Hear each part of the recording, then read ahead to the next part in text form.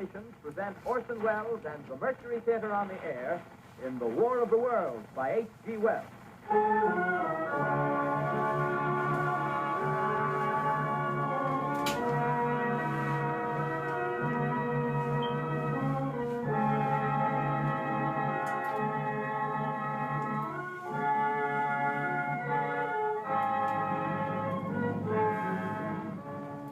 Ladies and gentlemen, the director of the Mercury Theater and star of these broadcasts, Orson Welles.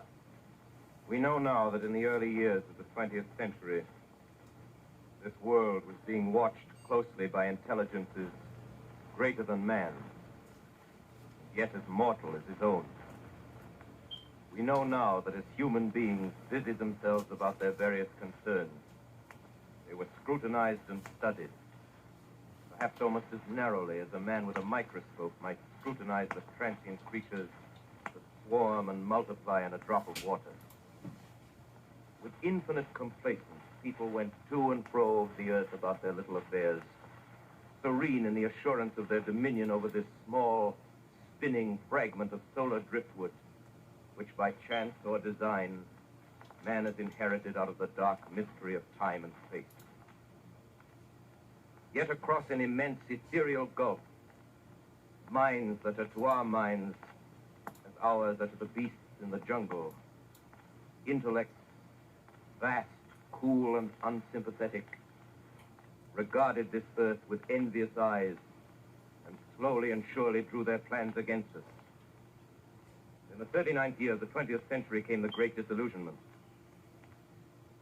Near the end of October, business was better. The war scare was over.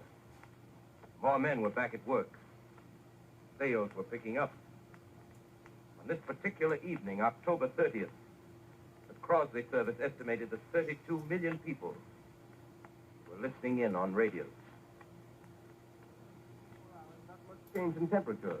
A slight atmospheric disturbance of undetermined origin is reported over Nova Scotia, causing a low-pressure area to move down rather rapidly over the northeastern states, bringing a forecast of rain accompanied by winds of light gale force. Maximum temperature 66, minimum 48. This weather report comes to you from the Government Weather Bureau. We take you now to the Meridian Room in the Hotel Park Plaza in downtown New York, where you will be entertained by the music of Raymond Raquello and his orchestra.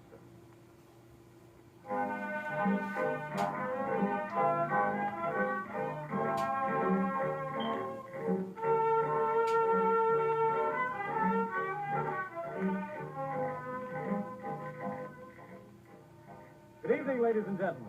From the Meridian Room in the Park Plaza Hotel in New York City, we bring you the music of Raymond Raquello and his orchestra. With a touch of the Spanish, Raymond Raquello leads off with La Comparsita.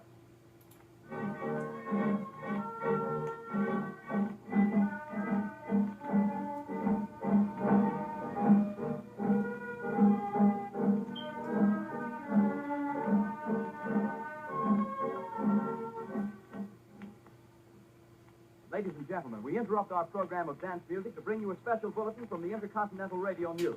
At 20 minutes before 8 Central Time, Professor Farrell of the Mount Jennings Observatory, Chicago, Illinois, reports observing several explosions of incandescent gas occurring at regular intervals on the planet Mars. The spectroscope indicates the gas to be hydrogen and moving toward the Earth with enormous velocity. Professor Pearson of the observatory at Princeton confirms Farrell's observations and describes the phenomenon as, quote, like a jet of blue flame shot from a gun, unquote. We now return you to the music of Raymond Raquello, playing for you in the Meridian Room of the Park Plaza Hotel, situated in downtown New York.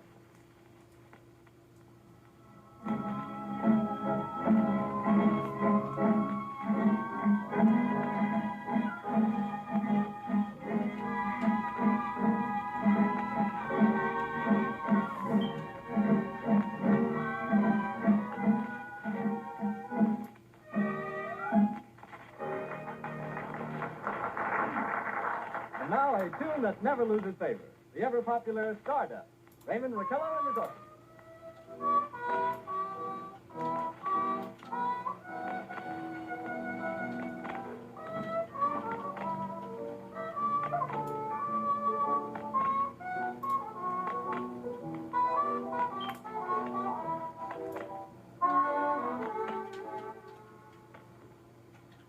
Ladies and gentlemen, following on the news given in our bulletin a moment ago, the Government Meteorological Bureau has requested the large observatories of the country to keep an astronomical watch on any further disturbances occurring on the planet Mars. Due to the unusual nature of this occurrence, we have arranged an interview with a noted astronomer, Professor Pearson, who will give us his views on this event. In a few moments, we will take you to the Princeton Observatory at Princeton, New Jersey. We return you until then to the music of Raymond Raquello and his orchestra.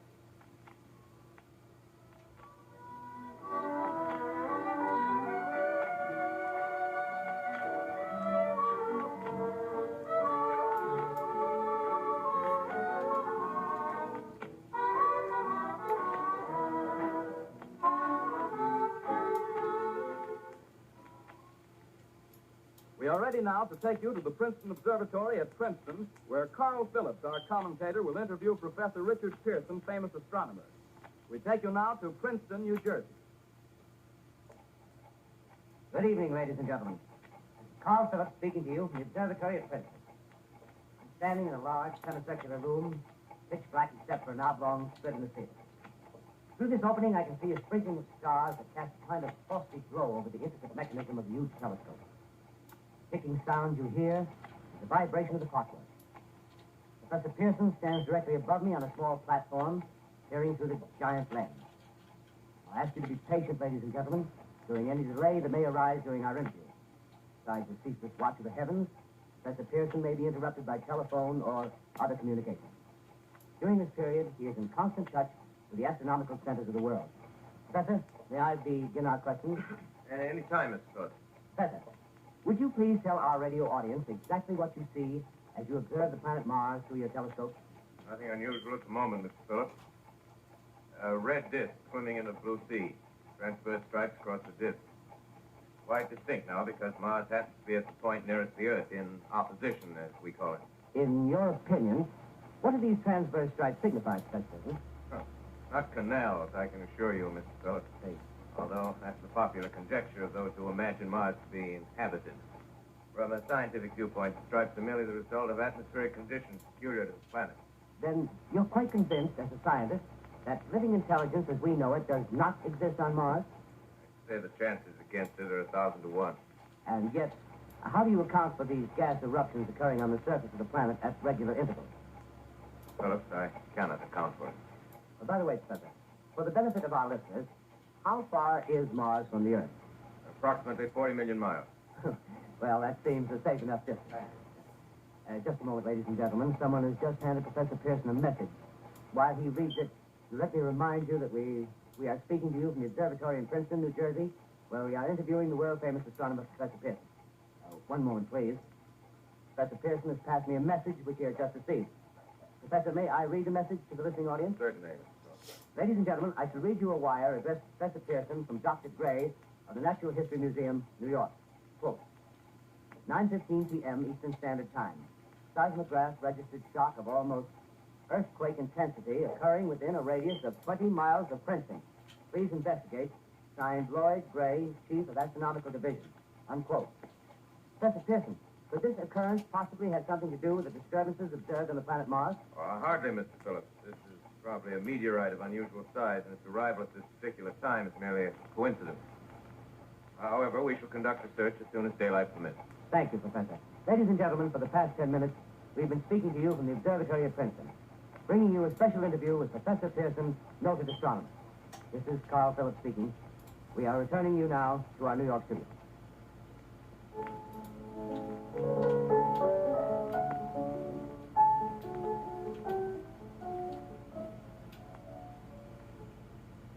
Ladies and gentlemen, here is the latest bulletin from the Intercontinental Radio News. Toronto, Canada. Professor Morse of Macmillan University reports observing a total of 3 explosions on the planet Mars between the hours of 7:45 p.m. and 9:20 p.m. Eastern Standard Time. This confirms earlier reports received from American observatories. Now, nearer home, comes a special bulletin from Trenton, New Jersey. It is reported that at 8:50 p.m., a huge flaming object, believed to be a meteorite, fell on a farm in the neighborhood of Grover's Mill, New Jersey, 22 miles from Trenton. The flash in the sky was visible within a radius of several hundred miles, and the noise of the impact was heard as far north as Elizabeth. We have dispatched a special mobile unit to the scene, and we'll have our commentator, Carl Phillips, give you a word picture of the scene as soon as he can reach there from Princeton. In the meantime, we take you to the Hotel Martinet in Brooklyn, where Bobby Millett and his orchestra are offering a program of dance music.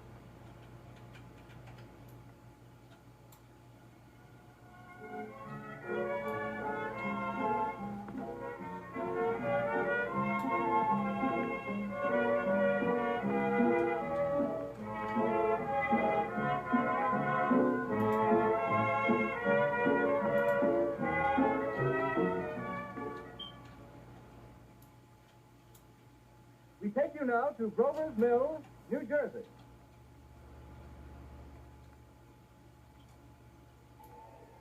Ladies and gentlemen, this is Carl Phillips again, out at the Wilmot Farm, Grover's Mill, New Jersey.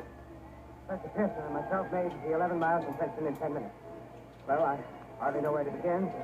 Paint for you a word picture of the strange scene before my eyes, like something out of a modern Arabian Night. Well, I just got here. I haven't had a chance to look around yet. I guess that's it. Yes, I guess that's the thing directly in front of me. Half buried in a vast pit. Must have struck with terrific force. The ground is covered with splinters of a tree. It must have struck on its way down. But I can see the object itself doesn't look very much like a meteor. At least not the meteors I've seen. It looks more like a huge cylinder. Has a diameter of, what would you say, Professor Pearson? What's that? What would you say, what's the diameter of this? About 30 yards. About 30 yards. The metal on the sheet is, well, I've never seen anything like it. The color is sort of yellowish white. The curious spectators now are pressing close to the object in spite of the efforts of the police to keep them back. Getting in front of my line of vision. Would you mind standing one side, please? While the policemen are pushing the crowd back. Here's Mr. Wilmot, owner of the farm here. He may have some interesting facts to add. Mr. Wilmot, would you please tell the radio audience as much as you remember of this rather unusual visitor that dropped in your backyard? Step closer, please. Ladies and gentlemen, this is Mr. Wilmot. Well, I was listening to the radio. Closer and louder, please. Pardon me? Louder, please, closer. Yes. I was listening to the radio and kind of drowsing. That professor fellow was talking about Mars, so I was half dozing, half... Yes, Mr. Wilmot, and then what happened? Well, as I was saying, I was listening to the radio, kind of halfway. Yes, Mr. Wilmot, and then you saw something. Well, not first off. I heard something. And what did you hear? A hissing sound like this. Kind of like a 4th of July rocket. Yes, then what? I turned my head out the window and would have sworn I was asleep and dreaming. Yes? I seen a kind of greenish streak and then zingo. Something smacked the ground.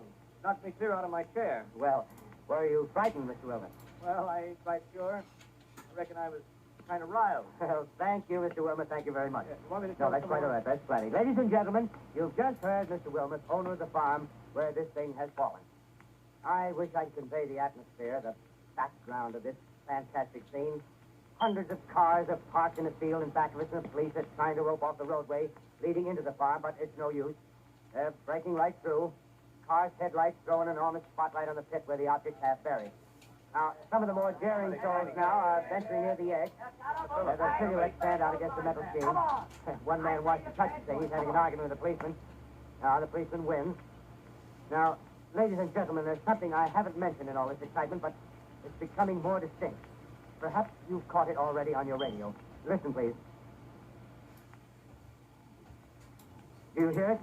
The curious humming sound that seems to come from inside the object. I'll move the microphone nearer. Here. Now, we're not more than 25 feet away. Can you hear it now? Professor Pearson. Yes, Mr. Can you tell us the meaning of that scraping noise inside the thing? Possibly the unequal cooling of its surface. I say, do you still think it's a meteor, Professor? What's the thing? The metal casing is definitely extraterrestrial. Not found on this Earth. Friction with the Earth's atmosphere usually tears holes in a meteorite. This thing is smooth and you can see it's cylindrical Just a minute. shape. Something's happening. Ladies and gentlemen, this is terrific. This end of the thing is beginning to flake off. The top is beginning to rotate like a screw, and this thing must be hollow. Move it! He's back there! He's back there! He's so good back! He's back there! He's so idiot back! Take off! The top floor! Look out there! Ladies and gentlemen, this is the most terrifying thing I've ever witnessed. Wait a minute. Someone's calling someone or something. I can see staring out of that black hole through luminous disc. For the eyes, it might be a face. Might be almost. Good heavens. Something wriggling out of the shadow like a gray snake. Now it's another one, and another one, and another one. They look like tentacles to me. Oh, yeah, I can see the thing's body now. It's large. It's large as a bear. It glistens like wet leather, but that face, ladies and gentlemen, it's indescribable. I can hardly force myself to keep looking at it. It's so awful. The eyes are black, and they gleam like a serpent. The mouth is kind of V-shaped with saliva dripping from its rimless lips. It seems to quiver and pulsate, and the monster, or whatever it is, can hardly move. It seems weighed down by possibly gravity or something. The thing's rising up now, and the crowd falls back. There seems plenty. Of course, it's not very experienced, ladies and gentlemen. I can't find words. Well, I'll pull this microphone with me as I talk. I'll have to stop the description until I can take a new position. Hold on, will you, please? I'll be right back in a minute.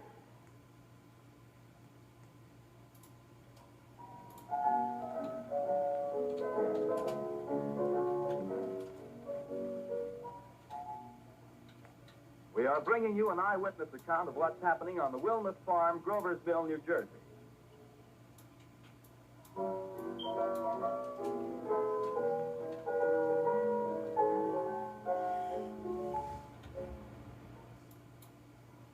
We now return you to Carl Phillips at Grover's Mill. Ladies and gentlemen, may I? Ladies and gentlemen, here I am, back of a stone wall that joins Mr. Wilmer's garden. From here, I get a sweep of the whole scene. I'll give you every detail as long as I can talk and as long as I can see. More state police have arrived. They're drawing up a cordon in front of the pit. About 30 of them. No need to push the crowd back now. They're willing to keep their distance. The captain's conferring with someone. Can't quite see who. Yes, I believe it's Professor Pearson. Yes, it is. Now they've parted, and the professor moves around one side, studying the object while the captain and two policemen advance with something in their hands. I can see it now. It's a white handkerchief tied to a pole. Flag of truce. If those creatures know what that means, what anything means. Wait a minute, something's happening. Some shape is rising out of the pit. I can make out a small beam of light against a mirror. What's that? There's a jet of flame springing from the mirror that leaps right at the advancing men. He strikes them head on. Oh, they're turning into flames. The whole field's caught up by the woods, the fires, the gas tanks of the automobiles spreading everywhere. Coming this way now, about 20 yards to my right.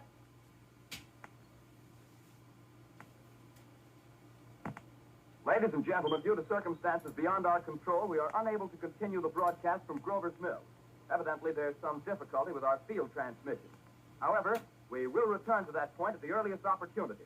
In the meantime, we have a late bulletin from San Diego, California. Professor Indelkoffer, speaking at a dinner of the California Astronomical Society, expressed the opinion that the explosions on Mars are undoubtedly nothing more than severe volcanic disturbances on the surface of the planet. We continue now with our piano interlude.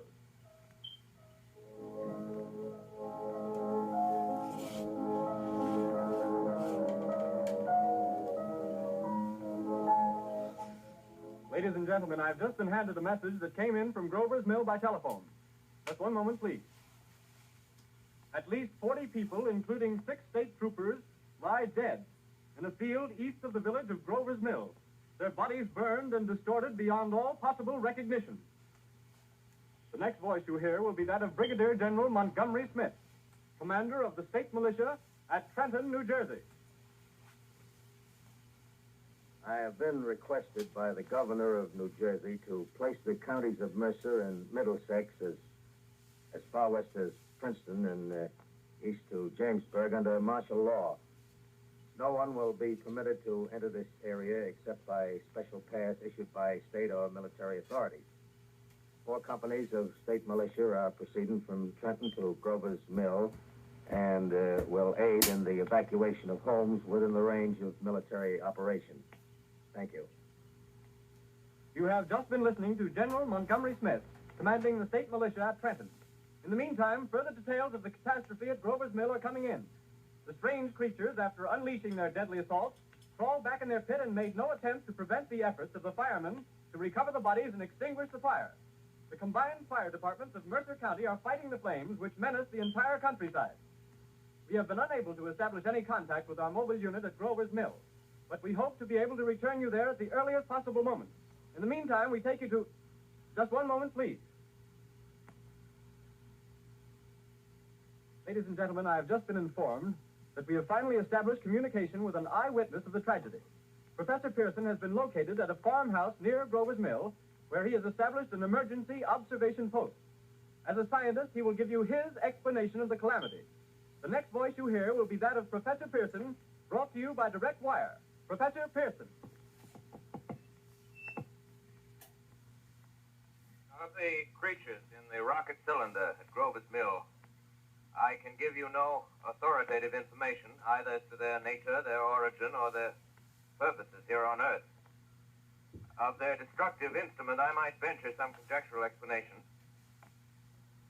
For want of a better term, I shall refer to the mysterious weapon as a heat ray. It's all too evident that these creatures have scientific knowledge far in advance of our own. It's my guess that in some way they are able to generate an intense heat in a chamber of practically absolute non-conductivity. This intense heat they project in a parallel beam against any object they choose by means of a polished parabolic mirror of unknown composition, much as the mirror of a lighthouse projects a beam of light. That is my conjecture of the origin of the heat ray. Thank you, Professor Pearson. Ladies and gentlemen, here is a bulletin from Trenton. It is a brief statement informing us that the charred body of Carl Phillips has been identified in a Trenton hospital. Now, here's another bulletin from Washington, D.C. The Office of the Director of the National Red Cross reports 10 units of Red Cross emergency workers have been assigned to the headquarters of the state militia, stationed outside of Grover's Mill, New Jersey. Here's a bulletin from State Police, Princeton Junction. The fires at Grover's Mill and vicinity are now under control. Scouts report all quiet in the pit, and there is no sign of life appearing from the mouth of the cylinder. Now, ladies and gentlemen, we have a special statement from Mr. Harry McDonald, Vice President in charge of operations. We have received a request from the state militia of Trenton to place at their disposal our entire broadcasting facility. In view of the gravity of the situation, and believing that radio has a responsibility to serve in the public interest at all times, we are turning over our facilities to the state militia at Trenton. We take you now to the field headquarters of the state militia near Grover's Mill, New Jersey. This is Captain Lansing of the Signal Corps, attached to the state militia, now engaged in military operations in the vicinity of Grover's Mill. Situation arising from the reported presence of certain individuals of unidentified nature is now under complete control. The cylindrical object, which lies in a pit directly below our position, surrounded on all sides by 8 battalions of infantry, without heavy field pieces, but adequately armed with rifles and machine guns.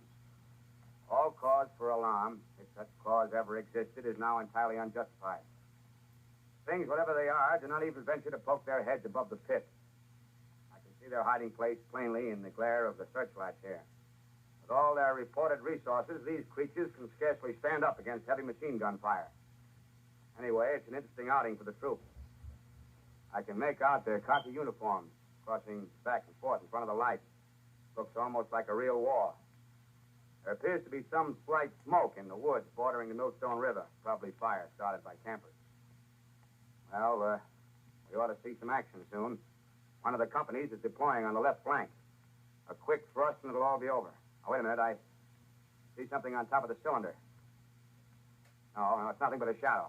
Now the troops are on the edge of the Wilmot Farm. 7,000 armed men closing in on an old metal tube. A tub, rather. Well, wait, that wasn't a shadow. It's something moving.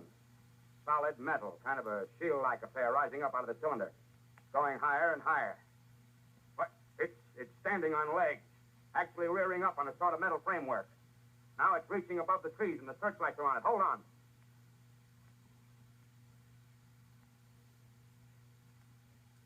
Ladies and gentlemen, I have a grave announcement to make. Incredible as it may seem, both the observations of science and the evidence of our eyes lead to the inescapable assumption that those strange beings who landed in the Jersey farmlands tonight are the vanguard of an invading army from the planet Mars. The battle which took place tonight at Grover Mills has ended in one of the most startling defeats ever suffered by an army in modern times. 7,000 men armed with rifles and machine guns pitted against a single fighting machine of the invaders from Mars. 120 known survivors.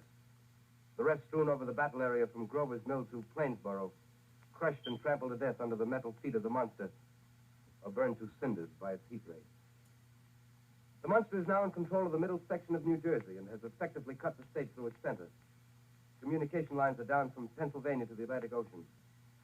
Railroad tracks are torn and service from New York to Philadelphia discontinued, except routing some of the trains through Allerton and Phoenixville. Highways to the north, south, and west are clogged with frantic human traffic.